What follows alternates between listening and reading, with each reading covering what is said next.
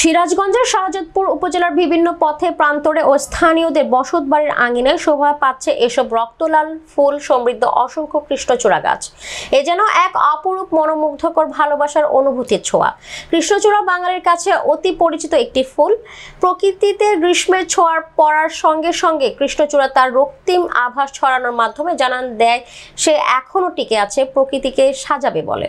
সরেজমিনে বিভিন্ন এলাকায় ঘুরে দেখা গেছে কৃষ্ণচূড়ার গাছে থোকায় থোকায় ফুল ফুটেছে। সবুজের বুকে শুধুই লালের রাজত্ব। লক্ষ্য করা গেছে শাহজাদপুর উপজেলার তালগাছি বাস স্ট্যান্ডের দুই পাশে কৃষ্ণচূড়া ফুলের সমারোহ। বৈশাখী কৃষ্ণচূড়া তার লাল আবির নিয়ে পাকা রাস্তার দুপাশে দাঁড়িয়ে আছে। দেখে মনে হচ্ছে ঋতুরাজ বসন্তের ভালোবাসা নিয়ে কৃষ্ণচূড়া তার সমস্ত রং প্রকৃতির মাঝে ছড়িয়ে দিয়েছে।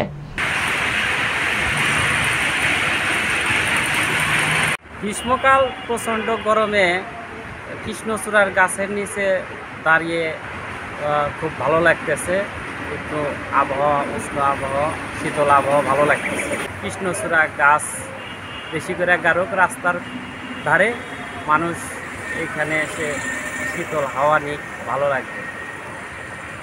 কৃষ্ণচূড়ার ফুল খুবই সুন্দর দেখতে এবং প্রচণ্ড গরমে এই কৃষ্ণচূড়া গাছের নিচে শীতল হাওয়া খাইতে খুবই ভালো লাগে।